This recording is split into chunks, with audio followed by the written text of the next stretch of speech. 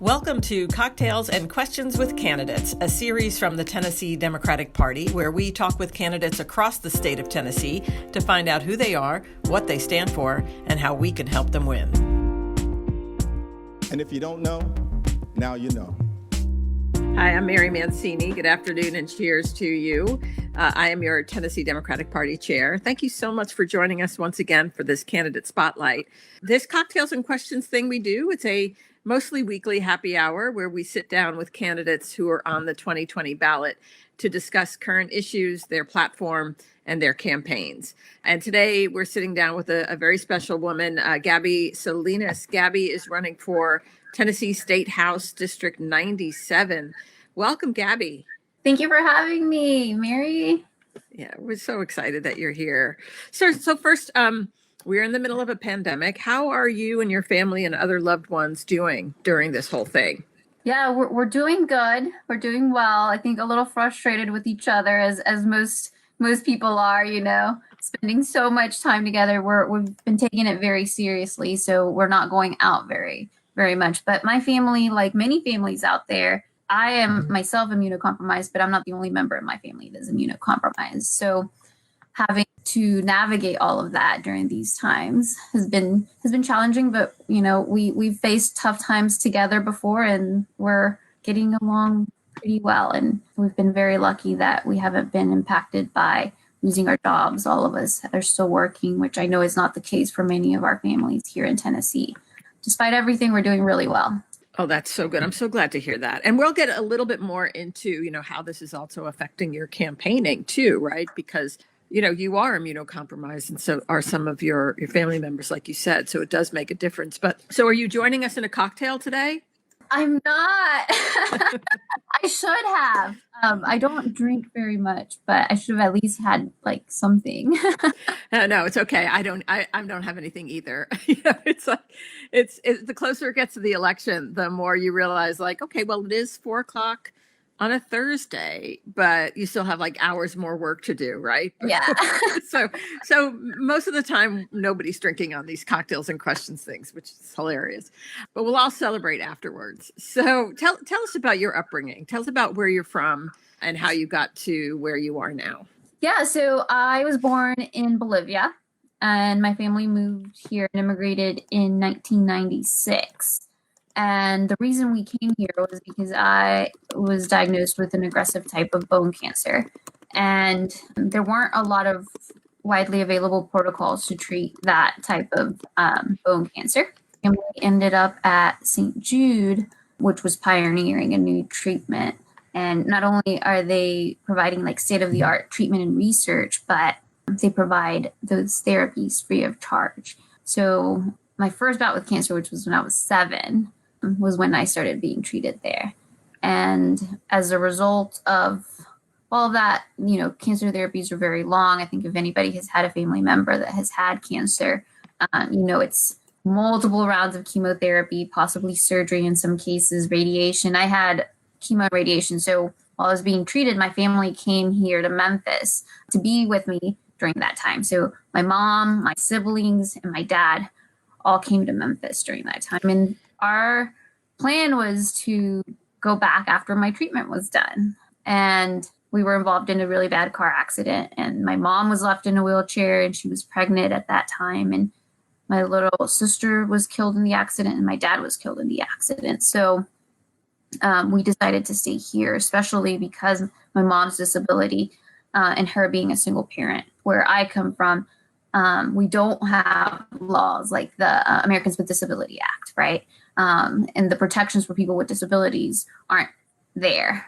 And in our country, we fortunately do have some. We have a way to go on disability issues, but we have those protections in place. And she could parent us and not lose her right to parent us. So we stayed here in Memphis in Shelby County. And that was almost 24 and a half years ago. So I grew up here. I went to school here, elementary, junior high, high school, college. I'm very much homegrown here in the Memphis area.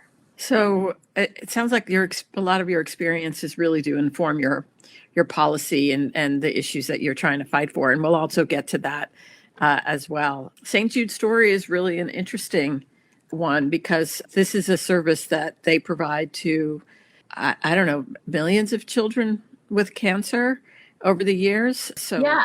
And I think it just speaks to the vision of Danny Thomas, because he opened this hospital in Memphis, Tennessee in 1962. And he did this very intentionally. He wanted to open a hospital that was integrated. At that time, there was hospitals that treated Black people and hospitals that treated white people. And he thought that that was wrong and that we needed a place that treated everybody and their families could get the care that they need free of charge. So the fact that we have such a wonderful institution, not only here in Memphis, but in Tennessee, it's, the crown jewel of our country and in the world, really. yeah. So why did you decide to run for office? Yeah, so I'm very much a product of my times and my experiences. Everything that happened to me happened in times where there was clear distinction between the fact that the policies weren't in favor of patients, right? So I got diagnosed with cancer in 96, and growing up as a child with a pre-existing condition and not having, having cancer is devastating enough, but having to deal with lifetime caps when you're a young child and you've already hit those and gone beyond, right?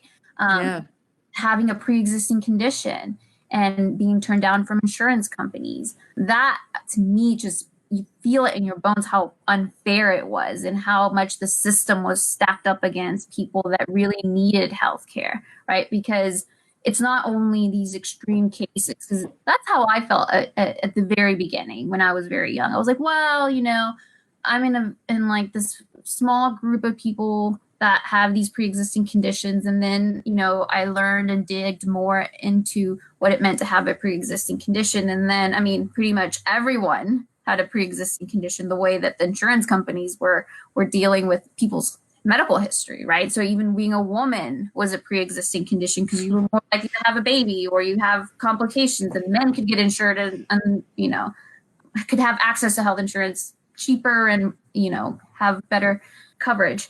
So I was like, well, I'm not the only one in this situation. We need to do something about it. And that's when I was like, when I was in college age, because again, everything that I have been through has been very hard, but nowhere near the obstacles that our laws put into place for me. Right, those were much harder to overcome than the personal stuff that I have overcome, right? Wow, yeah. So Barack Obama was running for president at that time, and the Affordable Care Act was something that he wanted to do. So I signed up and I was like, let's go. We need this. And that really brought me to Tennessee politics, because I knew we were in trouble when the Supreme Court decided that it would be up to the states to decide whether they would participate or not, because that's not the way that the law was written. So that brought me into Tennessee and making sure that our elected officials were doing the right thing. The legislature was the ones that passed that bill that took the power away from the governor to decide and made it. And I was like, oh no, we have so many targets to hit now, right? We have 99 people in the House, 33 people in the Senate that we have to get and convince to vote and do the right thing. And that's when I realized my elected officials were not doing the right thing, despite the fact that the people in Shelby County and the people in the district support Medicaid expansion. They're voting against the best interest. And the county commission at that point, it got a 13-0 vote, in favor of Medicaid expansion. The mayor of the county at that time was a Republican. He was in favor of it. So we have all of these governing bodies in this area that are in favor of it, and our elected officials are saying, no, we don't want to do that. Healthcare was really like what got my foot through the door. And then I realized, oh my gosh, we have so much other stuff that we need to take care of when it comes to education, when it comes to the economy, so much work to be done. And I was like, hey, I think this is somewhere where I can make a difference. So let me jump in and see what we can. Right. I mean, that's so true. I mean, it would have been such an easy bipartisan lift, right, to vote for Medicaid expansion. And it was frustrating to see that. So thank you for stepping up and running on that reason, and I know many others as well. So House District 97, the fight in 97th. Tell us about your district. And you mentioned being in Memphis, for 26 years. Have you lived in the district all that time? And then tell us a little bit about the district. What does it cover? And what's the demographics of it and the geography of it? Yeah. So I've lived in the district the entire time I've been in Memphis, with the exception of like a year. And the way that I came to the district was my family didn't have housing. We had nowhere to live. And there was a church within the district that said, hey, we have a house that you can stay at. And that's what brought me out in this area. And then we went on to be able to buy a home, and we maintained our home, our area where we wanted to live our life in the same area. So I've lived in this area my entire life, and I went to lower school and junior high in the district, high school, and then my college is just right outside the district. I've been here. So Shelby County has 7 municipalities, and 2 of those are in the district. So Bartlett, that's where I go to church in the Bartlett area, and where I went to school, lower school. And then the east part of Memphis, which is the 2nd municipality in the district. And that's where I went to high school and college, actually. So we have 2 municipalities. That means we're dealing with 2 different governing bodies, right? And they're a little bit different. So we're dealing with the municipality of Memphis, which has its mayor and its council people, and then municipality of Bartlett, which actually has elections this year as well for the alder people, and they have their own mayor as well. But it's a very awesome district in terms of it really represents the demographics of our county, right? So we have Black, Hispanic, white. We're kind of a district that's also trending young. So a lot of new families that have moved out here. One of the wonderful things about District 97 is that we have some of the best performing schools. We have Bartlett, White Station. In terms of lower school, we have Alturia, that's in the Bartlett area. So we have this great community that has people that have been here a long time, people that are moving here. 11% of our district has Spanish-speaking. And I know that I get into trouble when I say this, but I think District 97 has the best food because we're so diverse. Give me an example. What's a good? So when it comes to there? tacos, everybody knows La Guadalupana on Summer is the best taco place. And I will fight anybody's district. That's but, funny. People think that Midtown has the best food, but I say don't rule 97 out. There's an awesome pho place here. It's Pho 64 on Stage Road that is really good. And it's very diverse. We have places that up on Germantown in the district, we have some Middle Eastern places that are really good. I went to Libro earlier this week on their outside patio. They're wonderful too. That's more American, but again, we have the best food. So it sounds like it's so diverse. Yeah. Has there been a lot of changes to the district since you've moved there? Not too much. It's always been kind of a place where families start out, or older people downsize to. So it's so funny because when we've been making a lot of phone calls, I talked to my softball coach when I was in lower school. Really? I go to church in the district, so there's a lot of people from church. It's been pretty steady, but as my generation has been growing up, we've been coming back and buying homes and starting our families in this area. Yeah. So listen, I just want to make sure everybody knows this. If you want to learn more information about Gabby and her campaign, go to voteforgabby.com. And, it takes 3 things to win, right? Hard work. And Gabby, you are one of the hardest working candidates I know. You're out there, you're running towards voters, not running away from them. You want to have conversations with everybody. You're on the phone. If you can be in person, you are, and that's amazing. But there's a couple other things that campaigns need in order to be successful. So go to voteforgabby.com and please give as much as you can, because, it does take money to run these kinds of races the way that they need to be run. There is a path to victory for Gabby, but that path includes, having the money to run the campaign that she needs. So that's number one. And the money, that basically it's used to get name recognition up. The more people that know about Gabby and her bio and what she wants to do for the district, the more people that will vote for her. So that's primarily number one. And the second thing is volunteers, right? Like, you're a hard worker, but you can't be everywhere. So please sign up to vote for Gabby, to volunteer for Gabby as well. Give what you can, volunteer to phone bank and get out the vote and convince people that, Gabby's the person to represent House District 97. So go to voteforgabby.com and do all of those things. It's very, very, very important. So tell us about some of the issues that you are excited about, that your campaign is excited about, that you're excited about.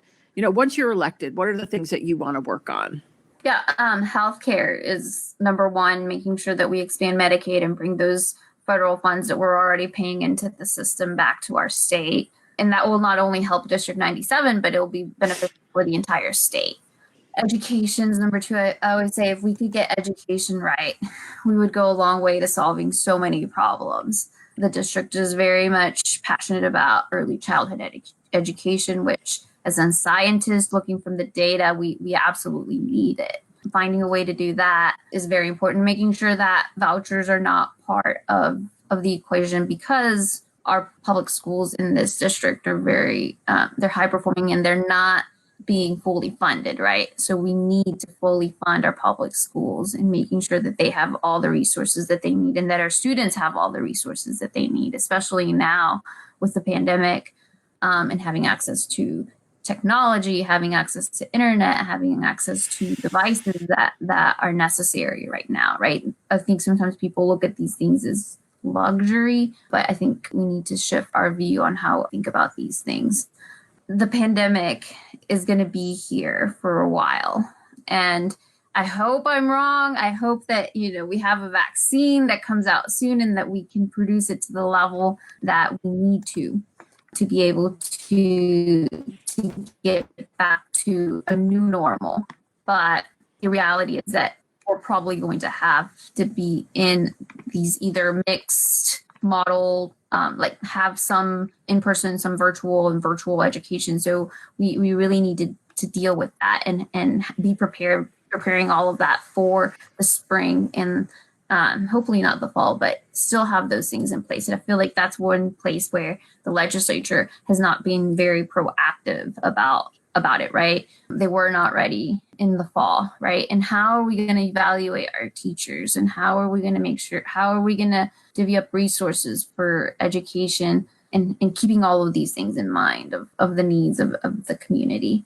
Those are things that are going to be very important heading into this next cycle that's coming up in 2021.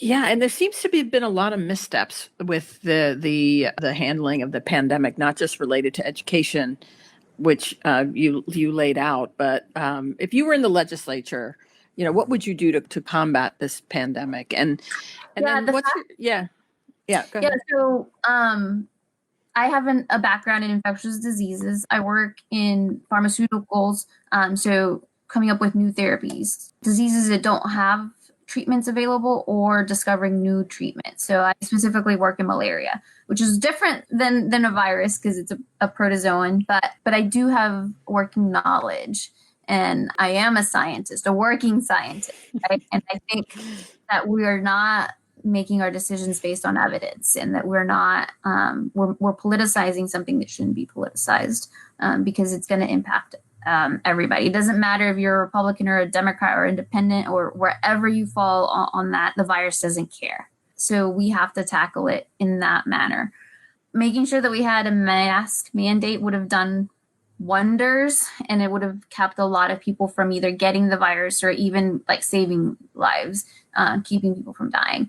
Increasing production on PPE, that was very important. There are still essential workers that don't have the proper PPE right now. And how many months into this we are, we're many months into this, and we still aren't getting it right.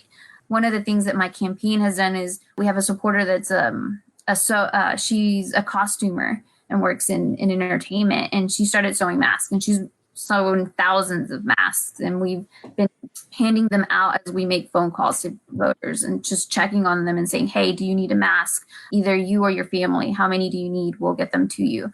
Because I believe that how you get somewhere matters, right? So if I'm not in that position right now to make that difference, then I'm going to make it in my district in the best way that I can with the resources that I have right now. So that we've done. And fortunately, here in Shelby County, it's not only about Tennessee, right? Because we're bordered with Arkansas and bordered with Mississippi. So even if the right thing, we have to talk to those leaders and making sure that they are doing the right thing. And I think that's something that gets missed, right?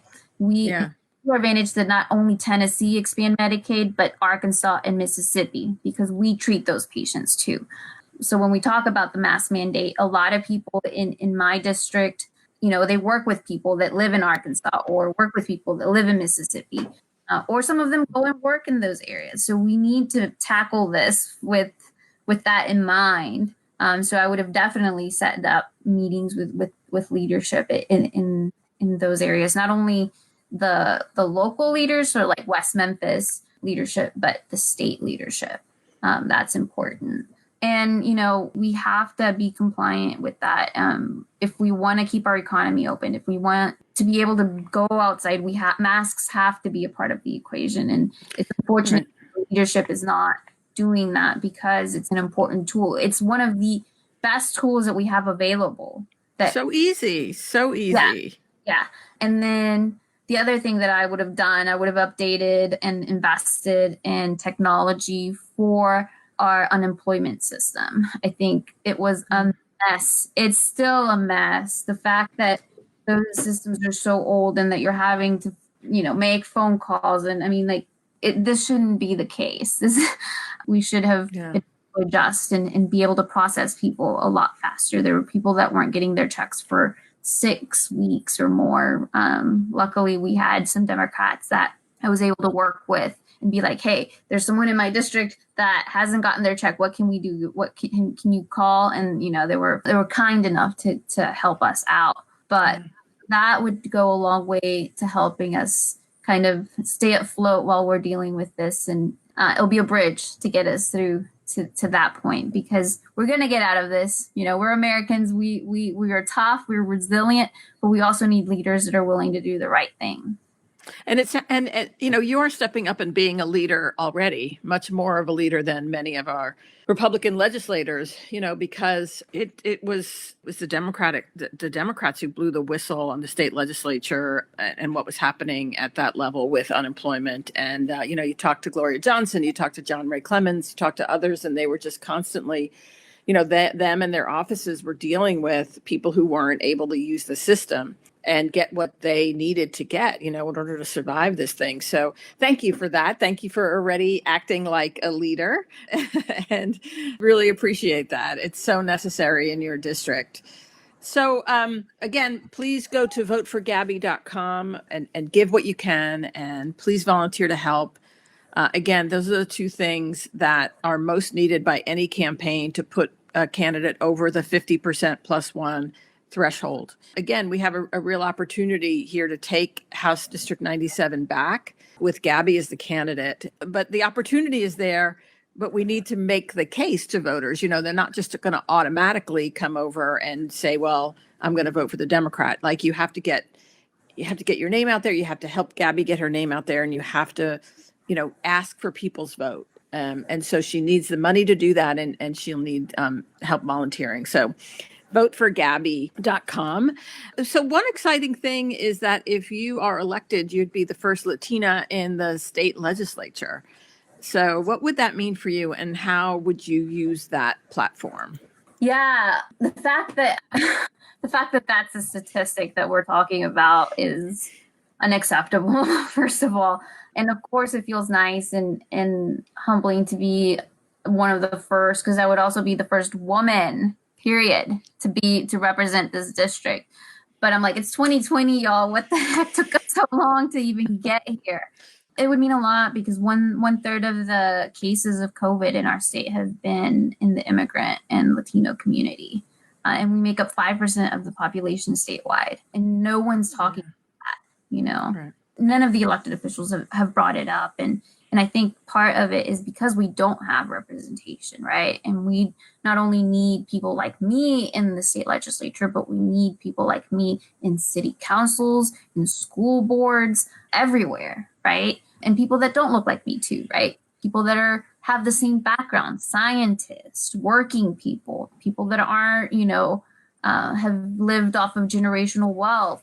That's important because the issues that we're dealing with are issues that our community gets impacted by, but our people that are at the table that have the loudest voice have zero knowledge or background in. And that makes a difference. Because if you have lived that experience, you're gonna bring it up. And it changes the discussion, it changes the way we shape legislation, it changes everything. And if we have leaders that look and represent our community, we'll be one step closer to having equity in our state. 100%. It's so well said. It is way beyond time that we have a state legislature and elected officials all over the state that actually represent, the people who live here. I think Tennessee is thought of as one way specifically, and it's just not the reality. So Thank you, for bringing that voice. So Tuesday, did you watch the debate on Tuesday? I did. I'm a political junkie, so I haven't missed a debate. And I watched all the primary debates on the Republican side and on the Democratic side. And I haven't missed one, I think, since before 2008. And it was by far the worst debate. It was tough to watch, to listen, to get through. And that's where we need to be right now in terms of what we're needing as a country, right? What we're navigating.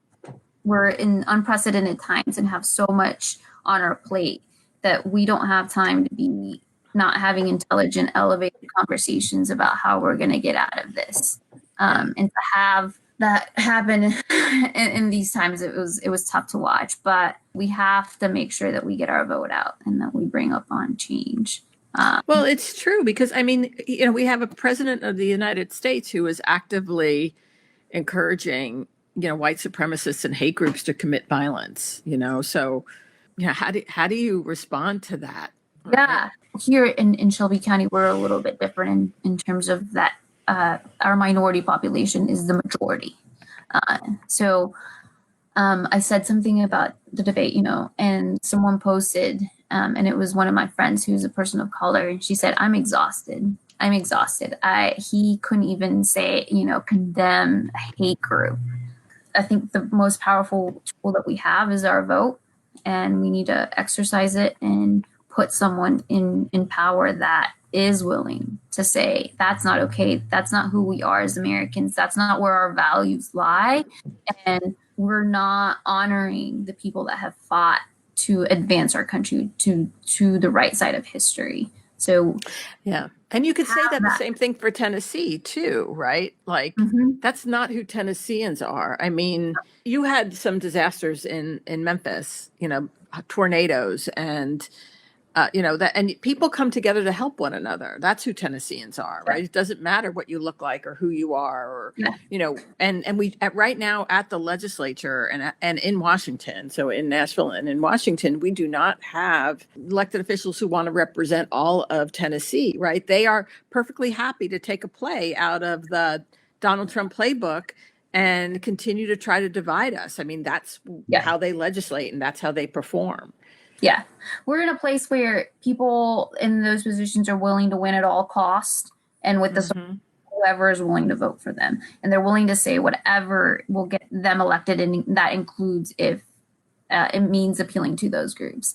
That's not who we are. To put things in perspective, when I came, people weren't asking me, "Are you a Republican or a Democrat?" to help me. They saw that my family was in need, and Tennesseans helped us out, right? And I gained access to citizenship thanks to a bill that was sponsored by Senator Fred Thompson, who was a Republican, right? So we do have shared values as Tennesseans, but sometimes the people that are the loudest and are getting the most attentions aren't people that are communicating that. Which is why we're in an exciting time right now, right? This election. And because we're seeing a lot of change across the country, but we're also seeing a lot of that change in Tennessee, right? The people that are stepping up to run, like you had mentioned earlier, it's not just about the state legislature, right? It's about running for office at the city council level and county commission and school board. What we're seeing across the state from, Memphis to Upper East Tennessee is that our slate of candidates are more representative of who Tennesseans are, a lot more diverse, a lot younger. People are just kind of sick of it. They want something, they want government to work for them. They want it to be smart. They want it to be efficient, and they're willing to step up and help to do that and make that, to make that change. So it's a really exciting time to be on the cusp of that, to be on the right side of history and being in the middle of that change. Yeah. Someone asked me, they're like, you just seem like such an optimist. And I'm like, I am, because I think that even with all of this, there's opportunity for us to imagine a different future. And that there's opportunity for us to rise to the occasion and for change to happen. And so, yes, I'm very much optimistic, even though we're in hard times. I'm very optimistic for the future. And the candidates and the people that we have that are ready for this, right? They're yearning for it. They're not just voting for you because you're the other option. They're very much excited to support the things that we're running on. Yeah.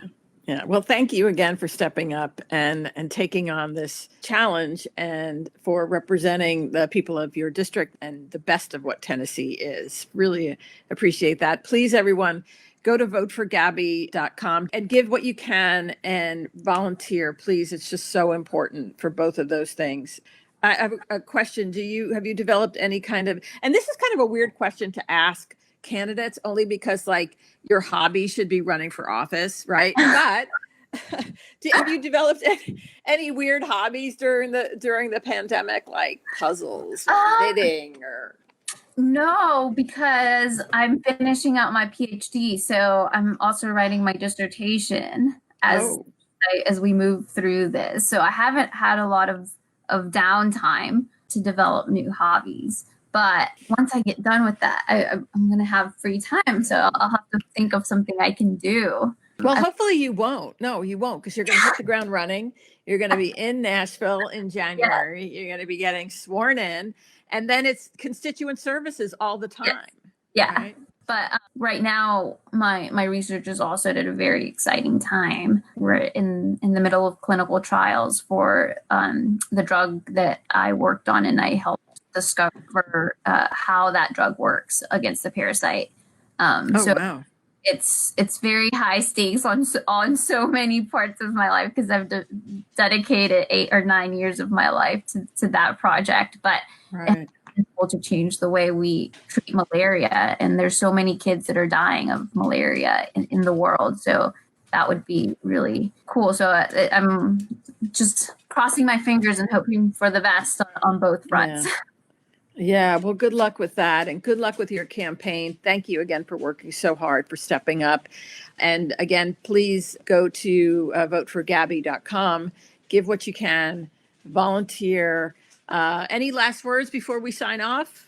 No, I just want to say thank you to everyone that's tuning in, for being engaged, for being willing to listen to what candidates are proposing. And we need every single one of y'all to volunteer. Volunteering is the best way to help a campaign. We have very steep goals that we want to reach in terms of voter contact, and these conversations make a difference, and we cannot do them without our volunteers. So that's very important. On the front of fundraising, that's also very important. If you're able to, every single dollar makes a difference. Every single dollar makes a difference. I was telling someone earlier that, we have a dialer that helps us get through phone calls a lot faster. And each call is around like 5 to 6 cents. So I'm like, literally $1 puts multiple calls. So it makes a difference. And the same thing with texting, right? So we need those dollars. We need you to be engaged. We need you to get people to the polls. It's very important, whether you're early or by mail or on election day. It's important that we get our friends to the polls and that they are educated on what they're going to be voting for and who they're going to be voting for and why. There's so much at stake. The stakes are really high, but I believe in us and the work that we're doing, and we are doing it because you're on our side. So help us get the word out to everybody, not even our friends that don't live in Tennessee. It's important because we have to win up and down the ballot to make sure that the candidates that are the people candidates get through. Absolutely. Excellent. Excellently stated. Thank you, Gabby, so much. Thank you for joining us this week. And thanks to everybody for joining us. We will be back next week, same place, same time, probably a different drink, maybe some Pepto-Bismol, maybe an actual cocktail, but definitely questions for our candidates. So please send us any questions or comments through our Facebook page or to comms@tndp.org. Cheers to you, and we'll see you next week. Thanks for listening. You can find out more about the show at tndp.org/podcast. Follow us on Instagram at TENN Democratic Party and on Twitter at TNDP. This show is distributed by We Own This Town. And don't forget to check to make sure you're still registered to vote at sos.tn.gov. If you're not registered, you can go there and do that too. So do it. And if you don't know, now you know.